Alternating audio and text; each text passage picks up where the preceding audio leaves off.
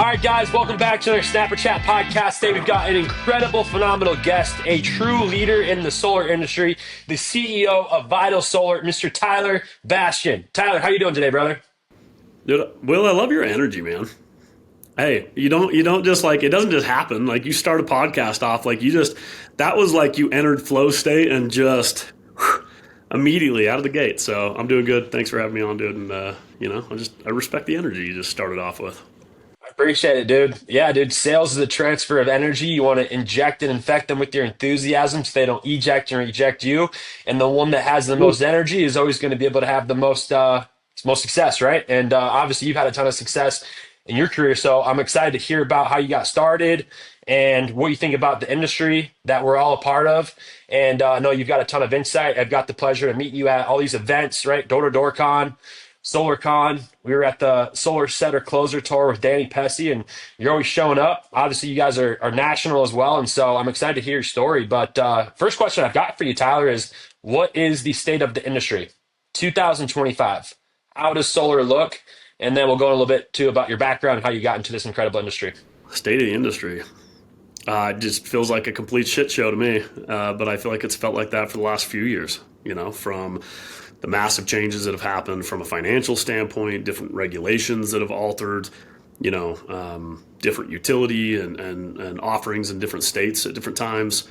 I think there's a lot of changes that have been made that have obviously affected everybody, and just have the state of the industry in general in a really shaky, kind of unsafe environment that a lot of people are feeling, so it's a really unique time.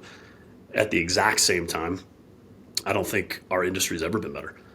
We're showing up to a customer's home with a better offering than we have ever had.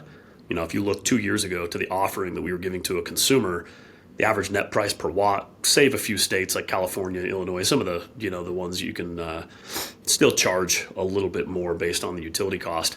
Average net price per watt to the customer in most cases was 3.8 to 4.0, depending on who you're working for.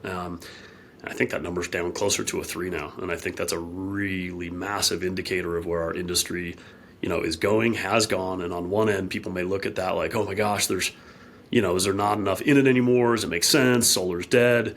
I look at it as the complete opposite. Like to really have this industry take off, you've got to impact customers in a bigger way. You have to have higher levels of market penetration. And that doesn't happen until the offering to the consumer gets improved upon. So when you can look at it and say, wow, there's $600 to $1,000 per kilowatt, 60 cents to $1 per watt on average, that I think the price the consumer has dropped.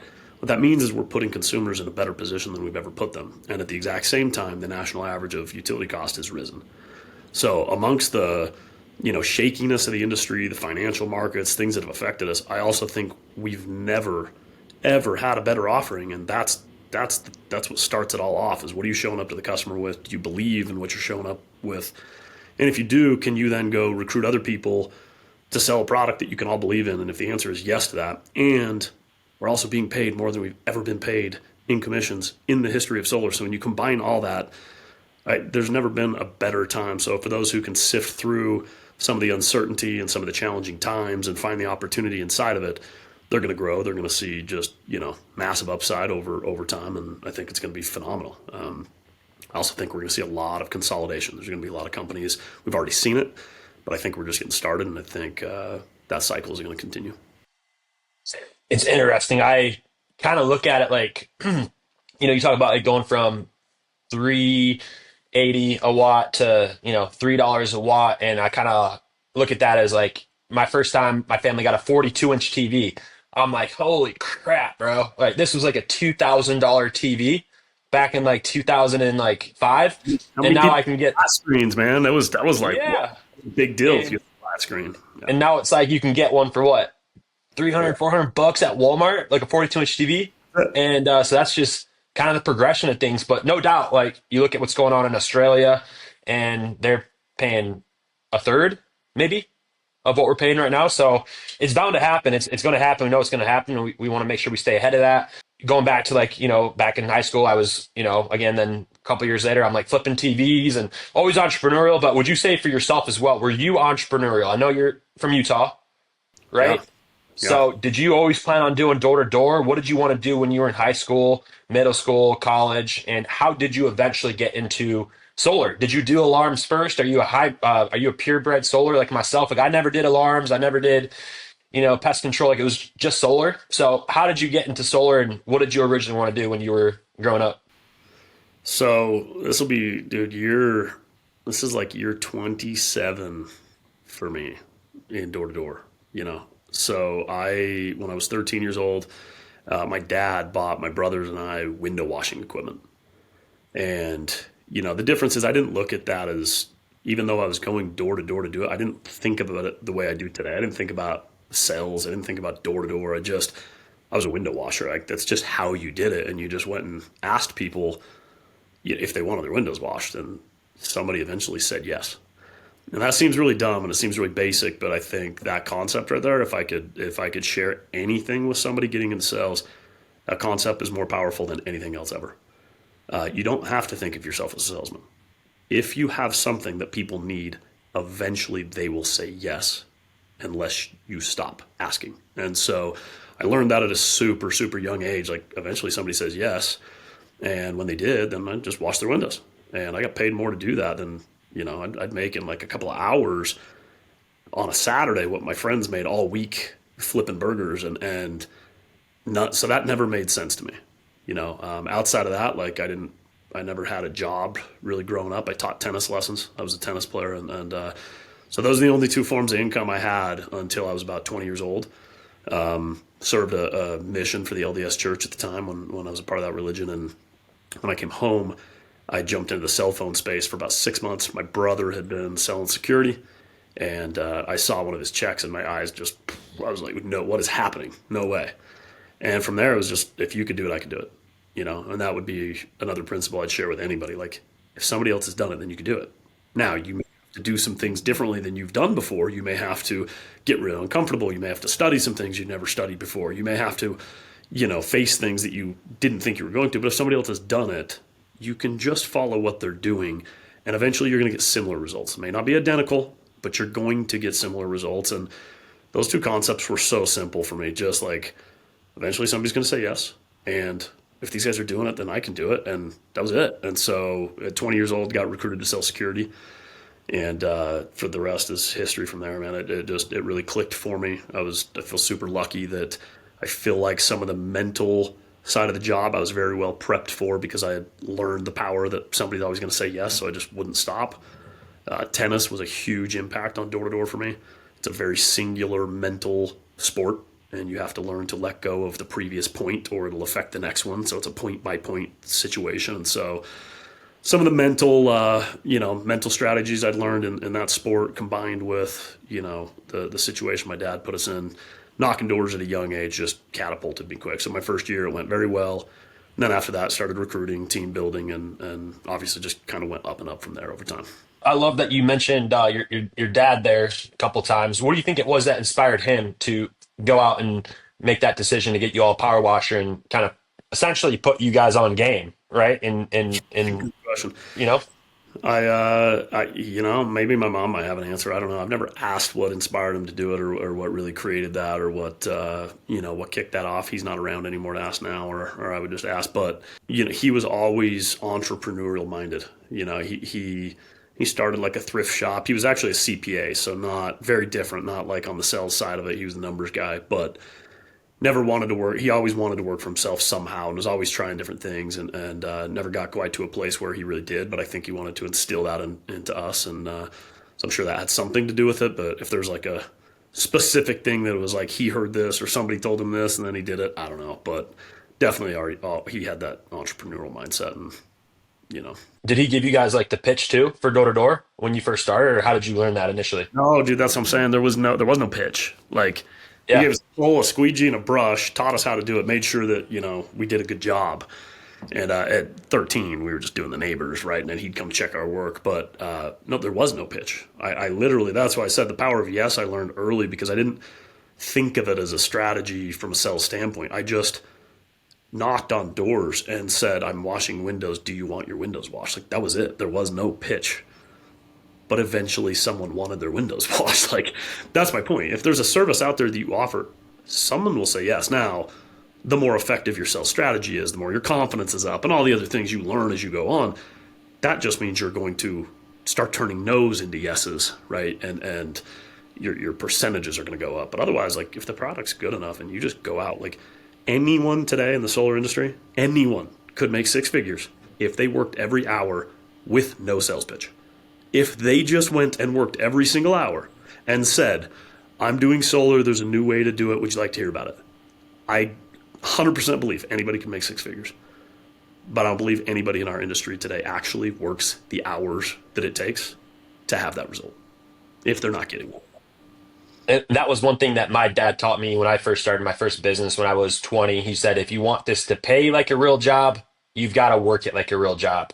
And Yep. I think you're 100% right. A lot of people in this industry, they don't work it like a real job. They think, hey, I can make 2,000, 3,000 plus on a commission. I'm going to just get one or two of these a week, when you got to get one every day if you want to go out there and truly take full advantage of this.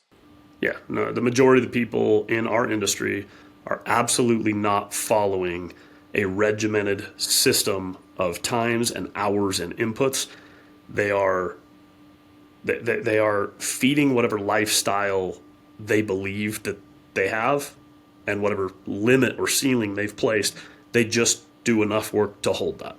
No, I love that though. That's a cool background story. It kind of reminds me of that one story in the Bible. Like, it's you give a guy a fish and a couple loaves of bread, and right, he'll eat for a day, but you give him a fishing pole and he'll be able to eat for a lifetime. And like, that's kind of what your dad did for y'all with getting the power washing equipment. And here we are now. Man, and that was it. Yeah, It's really 27 years later. Yeah, I got tricked into it. I had no idea. I had no idea what was really happening. What do you think you'd be doing? Would you be in the corporate world right now? Would you be a CPA if you wouldn't have found door to door? No, numbers were never for me. I jumped into like sales and communication stuff in college, but that's also because I was already doing this, so it already kind of ran down that lane. I don't know. I think the fact that I had figured that out early on, I wasn't afraid of that. I don't think I ever could have done anything that wasn't commission based. I just don't think I could have. That appealed to me so quickly. Like, I never could have done an hourly thing. I saw that from the day I was 13 when my buddies started getting jobs. I was like, none of this makes any sense. And when I would tell them what I'd make on a Saturday, the weirdest thing is none of them cared. Like, that is what blew my mind. I was like, wait, what do you mean? Like, you want to do that all? You just come out with me. I'll show you. It's so easy. And, like, nobody ever cared to even look at it or wonder why. So I knew that there was something different. I was just like, all right, well, this just makes sense. I'm going to keep down this lane. So I don't know, man. I don't know. I've always been, pretty passionate about whatever my opinion is, too. Could have gone into law, argued some shit. Who knows? But I think I would have found my way to sales eventually, just because of the nature of commission-based earnings. Yeah. And, hopefully everybody watching this right now, like, you guys feel the same too. Like, obviously in our space, right? With, you guys are recruiting a ton of people, and it's like you meet so many different types of personalities. For myself, I didn't find commission only sales until my mid 20s. So for you, if you're talking to somebody that, they're new, and maybe they've never had a commission only job, and maybe they haven't had a leadership role before, what's your advice for everybody watching for kind of how to go from zero to hero in this commission, sales, solar industry that we're in? How can somebody go from like brand new to being a hero? And, different people have different goals, right? We'll talk a little bit about how to go from 0 to 100, 100 to 500, how to make $1 million in the space that so many people are doing. But to start, like, how can somebody go from 0 to hero in the solar industry? Yeah. So first, I think, to answer your question about like maybe somebody who's never done commission-based sales, there is a misconception and a complete lie that gets told about commission-based sales. And that is that it's not stable, and it's not safe, and it's not reliable, and it's constantly up and down. The reality is commission-based sales is only as inconsistent as you are. So when someone is consistent in their inputs and consistent in their work ethic and consistent in their hours and every single thing that they do, if you do the exact same thing, you're going to get very consistent results. And not only are you going to get consistent results, you're going to get results that are far greater than you could ever find in a salary-based job. The issue isn't the commission-based, program or structure. The issue is the individual, and the majority of individuals simply aren't disciplined and are not consistent. Therefore, they get inconsistent results. Therefore, it looks on the outside to everybody that, a commission-based job is inconsistent, unsafe, and unreliable, and it's the complete opposite. It is simply dependent on how consistent you are. So that's the first thing I would say to anybody ever contemplating whether they should jump into, commission-based sales. It's just, are you a disciplined human? Because if you are, you shouldn't be nervous, scared at all. Take the leap, take it yesterday. If you have patterns of inconsistency in your life, patterns of quitting, patterns of, doing things in short spurts, like you can't hit the gym, you can't stay on a diet, you can't, study to get the grade that you need to, and it's a constant up and down of where your effort is and your focus. You've obviously got bigger problems to look at in life anyways, but that's where you're going to fall into an unsafe, situation with this job. So that's what I would say there. Next is, how to go from 0 to 100. It's just don't overcomplicate it. It's what I just said a minute ago. And I hate to give the answer of like, just work all the hours. But the reality is, if you're asking just how to get there in the beginning, that is it. Because working all those hours does two things. First, if you just do it with a smile and you're happy, someone will tell you yes. And this job pays out enough in the solar industry. Like, it's a good enough offering. I promise someone will tell you yes. More people are buying solar than ever have. It's a good enough offering that if you just are happy and work all the hours, enough people will say yes, there's six figures for anybody who starts this job that works every single hour. So that is the way to start, because not only is it the way to start, you've got to put in more reps.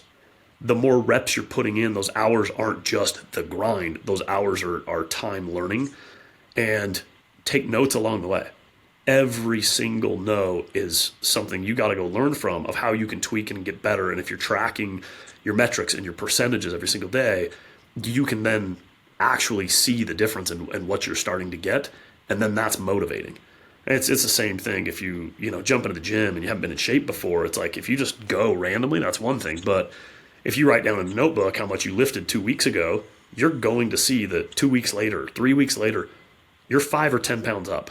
And it may not be a lot, but just recognizing the fact that something's changed is big. So put in all the hours, track it every day, take notes, read, study, like just do exactly what the best guys tell you to do. And there's enough trainings for free on YouTube. There's probably trainings at the company you work for. Will puts out content constantly. Like Sam Taggart's D2DU. Like we didn't have that when I first started. None of it. It is all out there and it's for free. Just do exactly what the top guys tell you to do. You'll be just fine. So how can somebody be a top guy? Obviously, you guys are recruiting like lights out. What would you say are some key characteristics that you look for in a leader that you're bringing on? In a leader or sales guy? Yeah, somebody that wants to be a leader, they want to lead a team. You're talking a lot about like leading yourself, right? Like working the hours, being consistent. But what are some, I guess, just like key characteristics that you think somebody would embody if they strive to be a leader in the solar industry? Yeah. First and foremost, they're not looking to be a leader to get away from the current job they're doing. I think people enter the space and they start knocking doors, and yeah, it is a grind. Right, there is something to that it is difficult sometimes to stay disciplined in it and stay consistent, and it can wear on you over time if you allow it to. I think one of the biggest mistakes people make is they start to set a timeline where they'll be like, I've got like 2, 3, 4, I'll do this for like 5 years, and I'm like, what? If you've already put an expiration date on yourself, and if you're going to grow, lead in any way, shape, or form, that expiration date you're already dead. So it's like right now, I'm in at 27 years. I'm sitting here looking like I've got a 10-year plan, 10-year vision. I'm not sitting here talking about how I'm getting out of the space in 3 to 5 years. Like, that's pure insanity. How is anybody going to follow me and have a bigger vision if my vision is to get out of the space, or if my vision is to get off the doors, or whatever it is, right? If that's your vision, it's going to be the exact thing that stops you from being in a place where you could get off the doors, could retire, could exit the space. You'll probably end up coming back to it, and you'll probably end up at the ground floor. And then because you have not bought into the fact that that's where the magic happens, you'll always kick against the hardest part of the job. So lead from the front.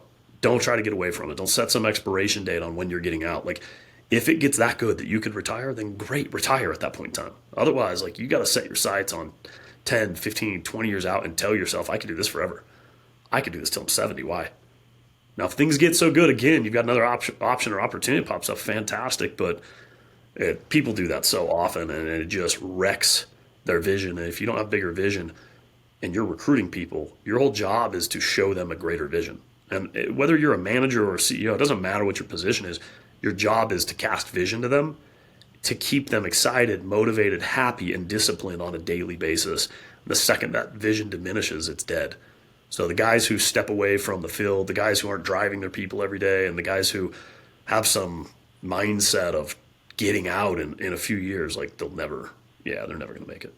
You talk about leading from the front, Tyler, and it's like being in the space for 27 years. I've worked with enough leaders at this point where it's like I've seen good leaders, I've seen medium leaders, and I've seen great leaders. And I would consider you a great leader. And here's why, right? It's like in my interactions with you, you've got this like unique swagger about you, right? And it's like no doubt it comes from confidence of being in the space for a long time. You know, the numbers speak for themselves, right? Like you guys are installing a ton, you're changing a ton of lives. But what I thought was really cool and unique was that project you did where you went out and you documented yourself for a blitz, which is, you know, something that I did when I was starting off brand new, but I wasn't running a huge team when I started. It was just me and a couple friends, right? Like you went out there as the CEO of your company and you went out there for 10 days and you put it all on the line. You documented it. And now people are able to go and see that with your training platform, the Uncommon Academy. So my question for you is first, why did you do it? And the second question is, what was your takeaway from it? What did you learn? Yeah. And what were some insights that you had from that journey? Oh yeah, it's a loaded question. I think there's a lot of answers behind it. You know, some of it's even personal, right? Like I always did pride myself on, you know, performing at a high level from an individual standpoint. I fed off the competition. I enjoyed it. I found ways to enjoy it, which I think is important too, because it's like a lot of people will be like, "Well, it's easy for you because you enjoy it." I'm like, dude, I found ways to enjoy it. Like I made up competitions in my head just to keep it fun and keep the game going, and instead of saying the words like I hate it but I do it, like it's that manifestation of like, no, I love this. I love this thing. When you say things constantly and you talk about it positively and I'm not going anywhere and I'm going to be there here forever and we're going to do this, then those things become true over time, you know? So I just hadn't been out for a while. So there's one piece of me that just wanted to get out and hustle. You know, you always have this thought or vision of what it'll be like if you build something big enough to step out of that role. What you realize is when you get there, the stressors are just different. And in most cases, they're far greater. And the thought of just going to knock doors seems like the simplest thing on the planet. You know, so there's a personal side that I'm like, dude, that was easy to go do because it was just back to a comfort zone rather than a place of discomfort in a position I hadn't previously held in a company that was reaching a size I hadn't been in. And then when you get to that point, there's always little whispers of people who come in that weren't working with you previously when you're still there. So they don't know what you can or can't do. And I think, you know, there's a lot of people in our space that have been doing it for a long time and old dogs who just aren't willing to do it anymore. And I never want to be seen as that. That's never something I want my reputation to be. And if I'm leading a business, I want people to know that even though I may not have the time and it may not be the role I should be performing anymore, I'm not above it. I'm willing to go do it. So there's so many things, like also our sales process, like to get out and actually do the job from the bottom up instead of viewing it from the view you get stuck in. I needed to get out of my box and see some things my salespeople were talking about that I hadn't seen in a couple of years. Things change, tech changes, you know, processes change. And if you can get a different angle on it, you're going to be able to speak to it far better. You know, and as companies, as they mature, leaders that were in positions that start rising up, they start to convince themselves that they no longer, you know, need to lead in that way. And it becomes more difficult to have conversations with them when they're looking at you like, well, it's easy for you to say, you don't do it anymore. So I mean, I could list 20, 30 different reasons that I think it was positive, that it was powerful, that, you know, we're also obviously grabbing a ton of content from it. So then there's the training aspect of every new person coming in. And again, in my role, when every person comes in and they actually see me do the job, there's a different level of respect that I think it carries for myself. So there's an ego side of this that I'm like, dude, makes me feel good. I know how it makes, you know, people view me. And there's also nothing wrong with ego sometimes. In that case, I think it's super healthy and positive because I had to go out and do the work to get the benefits of that. So I don't know. I could keep going on it, man. It was really, really great, and I'm very happy I did it. I will probably, you know, try to do it again at some point in time. It's also difficult the bigger things get to totally take the time and dial in like that. But it was an awesome project, and it's been really fun now diving back into it and picking it apart. So ton of fun. Was it expensive? I know for us when we did our first 10-day blitz, it was $16,000, and it was worth it. Right? It was totally worth it. We were able to recruit 100 plus people from that over the next year. But was it expensive? And was it obviously it was worth it, right? Oh yeah, I mean that paid for itself 10 times over. But I just joined a team that was already out there. So I didn't structure a blitz just for that. And you were in California, right? Yeah, our teams go. San Jose. Where were you? Yeah, Yep. North, yeah, San Jose. Our teams go out every single month already on a 10-day schedule, and we're already putting forth, anywhere from probably on average $10,000 to $30,000 per team per trip, depending on housing and flights and head counts and all those things. So that was just already happening. I just went out and joined one of those teams. Yep. So it wasn't like a big additional expense, some camera guys and whatever. I thought it was super cool too. And like, if you guys haven't watched it, you guys got to watch it. It's world class production. You guys know I love content, and when I got into the solar space, like I realized that not a lot of people were doing the content, and so I love film. It's in my DNA. But how cool is that you got Sam Taggart to kind of co-host it with you too, and you guys like sat down, you were reviewing Oh, film. yeah. How was that process? Dude, it was a ton of fun, and it actually happened by complete like accident, dude. It wasn't even like there was no plans to do this. We were finally. It took us like close to a year. We had so many projects that had priority, but it took us close to a year to prioritize and then dive back into the content, edit it, get it to where we wanted to go. And it was one of the days that we had cameras set up for. I was going to watch it and just kind of like do commentary. Sam calls me the day before, and he's like, "Hey, what are you doing tomorrow?" I was like, "Why?" And he's like, "Could you help me with some training stuff? I need to film you doing X, Y, and Z." And I was like, and he wanted me to do like a mock-up pretend in-home cell. And I was like, "I can do you one better. Come to my office tomorrow." He's like, "Well, no, we need to film here." I'm like, "No, we don't." I go, "I have all the filming done." I go, "I'll give you live, real footage in homes, on doorsteps. You come pick the, and then he's like, "Oh my gosh, done." So he ended up coming like 4 different times because I already had the content cut, clipped, edited, and then he didn't have to go record what he was looking to do. And so we just did a little collaboration on it. And I think it was great for us too, right? To have Sam in there and the clout that brings, the added perspective. Like, I thought Sam was going to come in and be like, "See what Tyler did there and why he did that." And half the time he was like, "Bro, what the hell did you do that, dude? I never would have done that. Like, I would have approached it this and you missed that." And I was like, "Hey, stop it, man." Like, so it was actually a super fun project to, sit and go back and forth with Sam and see how different we are too. Like we sell completely. So Yeah, there's 1,000 ways to do it, no doubt. But it's kind of cool. Like when you show up, other people will show up as well. And it's like, if you wouldn't have done that, you guys might have not have had that happen. And so it's kind of cool. Just a message for everybody watching this. It's like when you go out there and you take action, you put yourself out there. It's like maybe you're by yourself. Sometimes we talk about it's like, you're in this like in between stage where it's like you've left behind the people that are, like you're saying in the very beginning, like they're just complacent, working the 9 to 5, which is that's fine, right? But it's like those are the type of people that we want to surround ourselves with because we want to be great.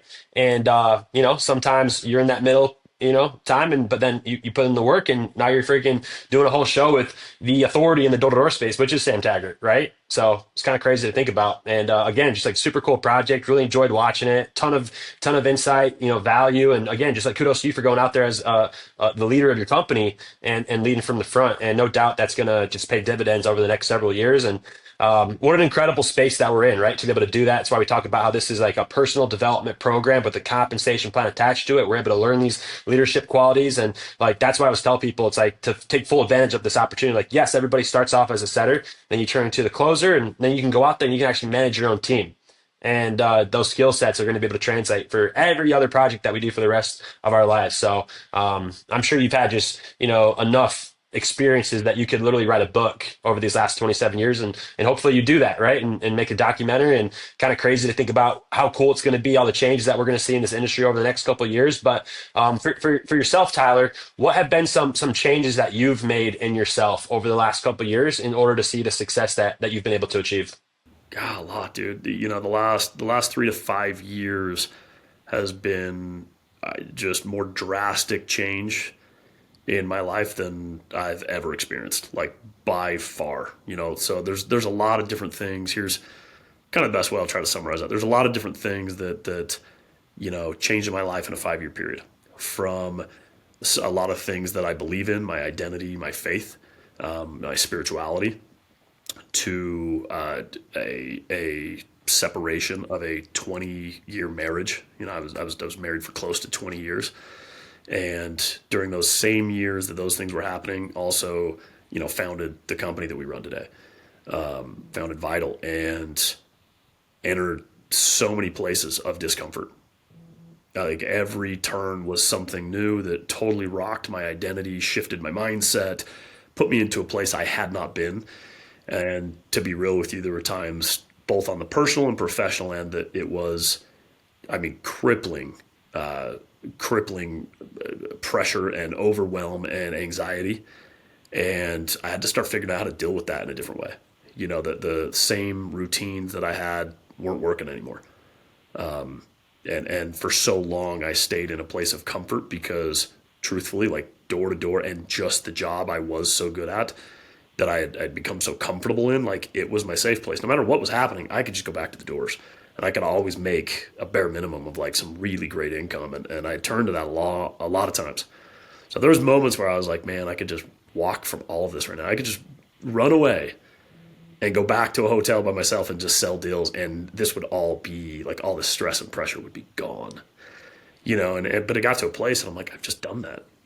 Like, I've done that. So every time I try to go somewhere different, it's going to feel this way until you alter something else. So to answer the question, a lot of different routines, man. I tried a lot of stuff to kind of really just shift some of those pressures. And when I was dealing with it, working out was something I've always done. It's like I've always tried to stay healthy and in shape. But it was like, oh, I'm going to eat good for a minute. And it went from like, no, I don't do diets. I'm changing who I am. So, for example, from a food standpoint, like I eat totally different. Like I try not to say anymore, like, oh, I'm going to not eat sugar for a while. No, I'm just somebody who doesn't really eat sugar. Like, I've just changed. It's my identity now because I know how much better I feel all the time. And as I get older, I know a lot of things, start to catch up to you, from limiting alcohol consumption or anything else that's numbing in any way. I had a lot of physical problems, back surgeries, knee surgeries. So rather than continuing to find ways to just mask that, things that had worked in the past, I got heavy into mobility. And so I started treating exercise completely different rather than the ego lifting just to try to look good because I wanted to. It was like, no. How am I going to look and feel completely different internally? And I've noticed that when you treat it of like, I want to feel incredible, not just lift something heavy and maybe look good, it reflects outside. And I've put myself in a place where I feel far better on the outside than I even do on the inside because I think it starts to show. So habits became more of identities rather than I'm going to, do this and that. And it also became to truly like manage my mind and the racing thoughts of stress, because the higher you level up, the stressors get so much larger. It's like they get so much bigger. You have to learn to deal with those in a different way. So meditation became big, really put time into. So it's like my health, my fitness, meditation. Dude, I started going to energy workers for different things when I was feeling like overwhelmed. Like there was nothing I wasn't trying. I got into yoga. I got into cold plunging and all the things you see people doing. Like they seem like these such just typical routines right now that it's like everybody cold plunges and saunas. It's like they might. Good for them if they do, because there's some genuine benefits if you consistently do some of those things that I think are big. So I changed a lot of things, but that's a lot of rambling. You're gonna have to look for something out of this that it's like, what can I pull? Something good. It's like, dude, I tried just a lot of things I'd never tried. And I was reading different kinds of books, instead of just like the entrepreneur sells book, it was much more like, how do I let stuff go and process emotions that I've, held up in the past, and therapy to starting with therapy for shit. I mean, I literally just pulled out everything. And some of those are things that are like, okay, like that was interesting. I learned that, but that's not going to maintain a habit. And others are like, no, I still have to keep that going like consistently. And that's what worked for me. So I think my answer to anybody is, if you're in a place where you're feeling stuck, overwhelmed, uncomfortable, you feel like you keep faltering back or you're not getting to where you want to go, mix some shit up. Try a ton of new things rather than like, this is what, just try stuff. Open your mind up. You might find something that's like, it hits for you. And you might try 20 things that are like, that's not for me, and that's fine. So, No, I think like as humans, we have two different games we play. We got the game we play with like our life, right? Like the external, our job, relationships, right? Our body. But then you've got the game that you play with like your soul. And it's like how many people go out there, they make $1 million, but then they're miserable. And it's like you have to do those things. You have to get that information. You have to have the regimen. You have to be secure with yourself. And it sounds like you've done all of those things so that you're not just successful from the outside, but like also from within, which is super important, right? We talked about our nonprofit Battle of the Gains, helping people overcome anxiety and depression, all these things that so many people, especially in this space, deal with on a consistent basis. But it's like if you know who you are, if you know where you're going, that's why it's super important, like to have a vision board, right? Like you know where you're going, you know what you're working for, you've got a big why. Like we talk about when we bring in brand new people, it's like, yeah, you gotta learn Solar 101, how to overcome objections, a little bit about the company and like the founders of the company, but it's like, what's your why? It's like you've heard the cliche quote, if you do what others won't do, you'll have what others won't have. But it's like, why do you want to do that? What is your mission for this lifetime? And it sounds like you've done those things, and that's commendable. thanks, bro. I appreciate it. Lot of work's gone into getting where I'm at, and it's that's just life, dude. Mm-hmm. You want to level up, you got to change. Well, I love watching your journey and being friends with you, and seeing what you guys are doing, and watching you go out there and document yourself, leading from the front. Last couple questions for you, Tyler. Like, let's say somebody's watching this right now. They're inspired by you. They're inspired by this industry, but maybe they've had a couple bumps in the road. They're maybe they haven't earned the money that they want to earn, and maybe they're, I don't know, not with the right group of people, right? Like power proximity, we talk about making sure you're with the right people. Like, what's your message for somebody right now that like still believes that they can go out there and they can change their life in this space over the next couple of years, but like it hasn't happened for them yet, and they're thinking about quitting, they're thinking about giving it up and just kind of going back to their old ways and doing like a safe 9 to 5 job. Yeah. I mean, the first thing I would just say is like, take inventory, man. Take inventory. If you're not where you want to be, like, have some serious self awareness. I think it's so easy to get to a place where people point the finger at the industry and how up and down it's been, or they can point the finger at, an installer because they might have gone out of business. And truthfully, it's like, that's really, really fair. You might have lost $100,000. You might have lost, like, a lot of people have lost a lot because something's happened to a company. I've had that happen too. Or it's easy to point the finger at a manager or some leader, or like there's just so many fingers that can be pointed. And the reality is it's probably valid sometimes. Those are probably like super legitimate things that you've experienced that cause you to feel that way, and that's fine. But also, you can't control any of those things. So take inventory on yourself. What is it you actually have control of on a daily basis? And if you actually control those and take serious accountability for the things that you've been lacking on, and give others grace for the things that may have happened, right? Like no installer wanted to go out of business. You know who that was the shittiest for? Not you that lost your pipeline. The owner that probably put their blood, sweat, tears, money, time, energy, like sweat equity into that business they thought was going to be their business. And they lost it. And they've got hundreds and thousands of people talking about them negatively because they hurt them. You think they wanted that? That's not what they started their company for. I promise that person has got it far worse than you do right now. So give them some grace.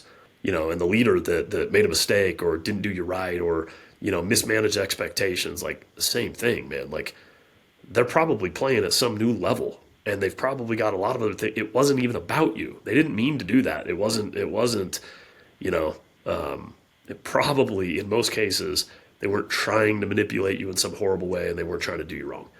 I'm not saying there's not times there are, but just give them some damn grace.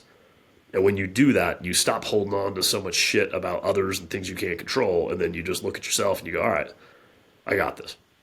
So for somebody who's looking at this industry and questioning it, it's like, that's ridiculous. You can question whether you're going to go succeed in it. But again, we already pointed out at the beginning, this industry is in a better situation than it's ever been. It doesn't mean it's not rocky. It doesn't mean that there's not uncertainty mixed in, but combined with that is the best opportunity any of us have ever seen. So if you want to focus on that, you will. If you want to focus on the other, then you've already chosen that, and that's where you're going to land. So it's really just, what do you want? Not, this industry isn't good. No, what do you want? And what are you going to do to go get it? And then also making sure you're in the right vehicle, right? Like, does the company install Of course. correctly? Do they have good pay? Do you have the right culture? Do you have the right leadership? I find that those are all the important ingredients to be successful in solar. Because if just one of those is out of whack, um, right, you're not gonna be able to realize your dream. So make sure you're in the right vehicle, right? Yeah, from a vehicle standpoint, right? I'm trying to remain non-biased on a podcast and not go try to, give some big pitch of why you should come work for us. I think the cool thing is just Snapper Academy loved everybody in the solar industry. yeah, exactly. Yes. So I actually think there's a lot of great opportunities in the industry, and there's different visions for different people, and depending on what they want. But I'll tell you this: this is the one thing I would say: you can be at any company with any vision that you think is pretty cool, and that vision dies the moment you're not working with people you trust. The vision will be dead. You won't care anymore about the vision. Like it'll be like, yeah, that's cool, but I don't want to work with this guy, or I don't want to work with this group. So you've said it a couple times. It's like make sure you're surrounding yourself with people that you trust, and don't be afraid to get rid of those that you don't. It'll be okay, and don't hang on for things for too long that no longer align with you. Like make the move, find the crowd, find the group, find the tribe, find whatever it is you want to call it that aligns with you that you're going to run with. Yeah, and hopefully there's a really big vision attached to that, and that vision should be safe and sound as well. And you should be able to pick it apart, and you should be able to look for a vehicle that feels safe, a vehicle that feels scalable, a vehicle that has a big enough vision that can actually meet the expectations that they're pitching you on, a vehicle that's going to level you up, a vehicle that's got good enough leaders with enough experience that understand the space that are going to help teach you and get you to the next level of your career, an organization that has enough tools, systems, support, technology to give you the best at your fingertips to go offer both customers and recruits. Yeah, take inventory on all those things, obviously, right? Don't just sit around. If it's not working, like obviously take a look. And like never maybe you work with somebody that you wouldn't like want their life, right? If you're working with somebody and it's like I wouldn't change lives with them, then it's like work with people that you look up to, that you strive to be like. And a lot of these questions are about leadership because you are a leader in the space, right? And one of our goals with this podcast this year is to interview 300 people in the solar space. A lot of the people are golden doors. You're one of the first CEOs that we've got to interview, besides like David Williamson, Greg Butterfield. We got to interview Greg Butterfield from Lumio. That was kind of cool. But we're All right, interviewing a lot of Golden Door Award winners. And so I got to ask you, Tyler, love what that. would be your best advice for somebody to go out there and hit a Golden Door in 2025? Yeah, make sure you know what you're tracking to.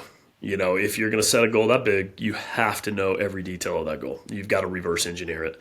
And I feel like that seems like a no duh answer, but the reality is I don't actually think it is for most people. I don't think most people do it. I don't think they've written it out. I don't even think they know what that means. So whatever that golden door mark is, if that's your 100 install mark, it's like, okay, cool. Well, if you need 100 installs, what's the top of the funnel, and what is every KPI leading up to that of yourself, and have you tracked that? Do you know it? Do you monitor it every single day? And you know if you're trending towards it, and if you're not, what you're going to do to tweak it. So it's like we all know if you need 100 installs, then you probably need 200 sales. And I hope your pull through is higher, but you better plan on it not being. And if it is higher, then you'll exceed it. That's great. And if you need that many sales, then you need to sit with however many appointments based on your closing percentage. So if it's 50% close rate, then you got to sit with 400 people. And if you want to sit with 400 people, you've got to set probably 800 appointments because half of them are going to cancel. And if you got to set 800 appointments, then you better know how many people you need to talk to that are qualified before you set that appointment. And then you better know how many doors you need to knock to reach that average number of qualified homeowners. And then you better be tracking the exact number of doors, qualified homeowners, appointments set every single day. And you've got to have that goal broken down, not annually. You got to break it down quarterly. You got to break it down monthly. You got to break it down weekly. You got to break it down daily. I broke mine down every single time I set a new set of goals. I broke it down to the hour. So it's like I knew how many doors on average I needed to knock per hour to reach this many people to set this many appointments. And if I just followed those inputs, I knew it would all work out. So the days that it didn't matter. It didn't rattle me. It didn't shake my confidence. It didn't make me question whether I was going there. Because I knew my averages. When you set that big of a goal, you set that big of a target, what happens is it's easy to get derailed because you have a day or 2 days that don't go your way. And then you start to lose belief. Then you start to question whether you can actually do it. So you're questioning yourself, you're questioning your abilities. And then that's a really negative cycle you can get stuck in. And with that big of a goal, if you get thrown off 1 week, 2 weeks, 3 weeks, you're done. You cannot afford that. That not for that big of one. The guys that are hitting numbers that at that scale, you don't have that room to miss. You can have a bad day, but you can't have a bad month. You can have a bad week, but you can't have a bad quarter. Yeah, your day can't turn into a bad week, month at that level, right? For anybody else, it's fine, but at that level, you can't. So your systems have to be so dialed that when something else is off, you don't question it. You just lean on your system. You're like, I already know my numbers. Doesn't matter. Like my yes is coming. I know the averages, and nothing's changing here. I just have to continue the exact same inputs. Everything will work out. It always does. Well, dude, genuinely, Tyler, appreciate you for coming on Snapper Chat. I think we can both agree, like, guys, if you're out here in this industry, it's like, why not strive for a golden door, right? Why not go out there and try to be a part of the upper echelon, to be the creme de la creme of the space? Like, that's a fun thing to go for. Like, yeah, no doubt you can make 100,000, but why not go for 500,000? Why not go for that 1% space? And so, Tyler, my last question for you today is, let's say you had a billboard on the side of the highway that had your message for everybody watching this podcast. And for everybody, what would that message say on that billboard? Like, what's your message for everybody in life? Ooh, that's a good one, man. What's my message for everybody in life? My message would be, don't get stuck doing the same thing. Don't get stuck doing the mundane. Take the risk. Like, just do it. You know, I didn't mean to just Nike that thing, but like, jump, do it, try it, fail. Like, who gives a shit? What happens is so many people, it's like, well, I'm making this much, and if I do that, I might not, or I might make less, and so I'm not going to try because I might. It's like, so what? So what? It'll always be there. You can always go back to whatever it is you're doing if something different doesn't work. It'll always be there. Go try it, go learn, go figure it out. You know, and if you're feeling like something's not aligning with you in life, whatever that is, don't sit on it. I think too many people get stuck living a life that they were told that they should live, belief patterns or systems that they were 100% raised in. So no matter what, they stay in that and they live it for somebody else. Live your life for you and take risks and stop giving a shit what anybody else thinks. And if you take a few hits along the way, good. Like, there's nobody has a good story to share that didn't take hits. Nobody has a good story to share that didn't take losses. Nobody has a good story to share that didn't go backwards and then have this. Like, those are all the best stories. So go take them. Go put yourself in those positions and do what you got to do to shake shit up and get uncomfortable. Well said, brother. Kind of like the definition of insanity is doing the same thing and expecting different results. Hopefully by the end of this podcast, like, you guys realize that it's like, we are in an incredible industry at an incredible time. It's time to level up as a leader, and there never was a better time than right now. And I genuinely believe that everybody that's in this space with us, we're going to be the leaders over the next 50 to 100 years, right? The people that come from the door-to-door space are going to be running the next Amazons and Facebooks and the Googles, right? And so, guys, like, take full advantage of it. Like Tyler's saying, like, shake it up, go out there and risk it. Like, risk it all, and don't play it safe. Like, no great story ever started with, so we were eating a salad, right? It started with, dude, hold my freaking rein, right? Hold my beer. So go out there, make it happen. Tyler, again, thank you so much for coming on our Snapper Chat podcast. If you guys are able to, Dude, for real. Yeah, guys, you want to check out Tyler's documentary that he made out here, leading from the front, helping homeowners make the switch to solar. Again, guys, we are a part of the most incredible industry, and Tyler, you are one of the leaders of this incredible space that we're in. So appreciate your leadership genuinely, brother, and thank you for coming on our podcast today, guys, and we'll see you in the next one.